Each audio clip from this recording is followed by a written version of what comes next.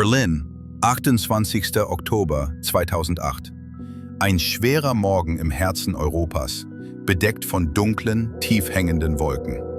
Das Gefühl der Anspannung liegt nicht nur in der Luft, es spiegelt sich in den Gesichtern der Menschen wider, die sich in immer länger werdenden Schlangen vor den Banken drängen, in ihren Gesprächen, in ihren Sorgen. Jeder stellt sich dieselbe Frage: Ist mein Geld sicher? Deutschland befindet sich, entgegen den offiziellen Verlautbarungen, mitten in einer finanziellen Erschütterung, wie sie das Land seit dem Zweiten Weltkrieg nicht mehr erlebt hat. Während die Leuchtschilder der Banken flackern, knirschen die Grundpfeiler des Wirtschaftssystems. Die Menschen auf den Straßen ahnen es vielleicht nicht, doch selbst kleinste Schwankungen in den Zahlen sind Vorboten von Entscheidungen, die das Schicksal von Millionen bestimmen werden.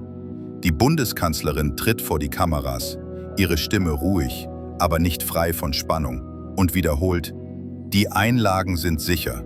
Der Staat steht hinter allen Ersparnissen. Diese Zusicherung wirkt wie ein Schutzschild, das die Bevölkerung beruhigen soll, doch hinter den Kulissen zeigt sich ein vollkommen anderes Bild.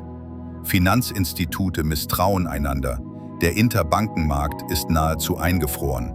Die staatliche Garantie ist in Wahrheit der Beweis dafür, dass das System nie wirklich sicher war.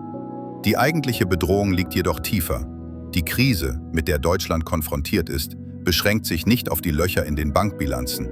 Die wahre Gefahr ist die über Jahrzehnte angewachsene, durch politische Entscheidungen aufgeschobene und durch wirtschaftliches Wachstum nur zeitweise kaschierte gewaltige Staatsverschuldung. Diese Schuldenlast macht die Krise unsichtbar, aber permanent. Während Zeitungen mit dramatischen Schlagzeilen füllen, verlieren Staatsanleihen im Hintergrund lautlos an Wert. Jede Zinserhöhung, jede Haushaltsmitteilung legt eine neue, schwerere Last auf die Zukunft der Gesellschaft. Die deutsche Wirtschaft wirkte lange wie ein robustes Modell, doch heute treten die systemischen Schwächen deutlich zutage. Steuereinnahmen sinken, Unternehmen schrumpfen, Entlassungen nehmen zu. Die finanzwirtschaftlichen Indikatoren stehen auf Alarm. Auch wenn die Verantwortlichen von einer vorübergehenden Erschütterung sprechen, ist längst klar, dass es nicht vorübergehend ist. Die Wurzeln der Krise sitzen tief im ökonomischen Gefüge. Das, was heute sichtbar wird, ist in Wahrheit nur die Rechnung für jahrelang aufgeschobene Probleme. Der deutsche Schuldenmechanismus funktioniert wie ein komplexes Netzwerk.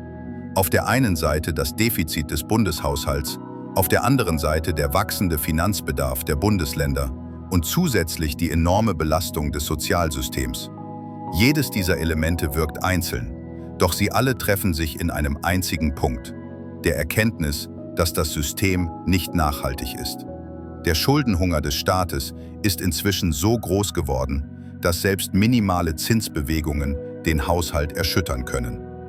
Diese Schuldenlast liegt nicht nur auf den Schultern der Gegenwart, sondern auch auf denen zukünftiger Generationen. Eine schwere Kette, die weitergegeben wird. Der Bürger, der heute durch die Straßen Berlins geht, trägt scheinbar nur die Last des Alltags. Doch tatsächlich befindet er sich mitten in einem weitaus größeren Wandel.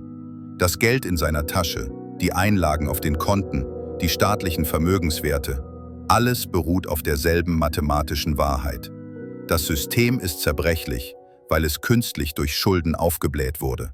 Ein kleiner Funke kann das Gleichgewicht zum Einsturz bringen. Und dieser Funke ist in der Krise von 2008 längst entzündet worden. Was die finanzielle Architektur Deutschlands heute zusammenhält, ist nicht ökonomische Stärke, sondern der Versuch, Zeit zu gewinnen.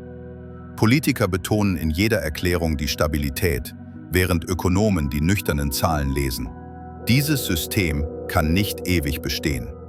Ein großer Teil der Bevölkerung erkennt das noch nicht, doch früher oder später wird die Last der Schulden unübersehbar werden.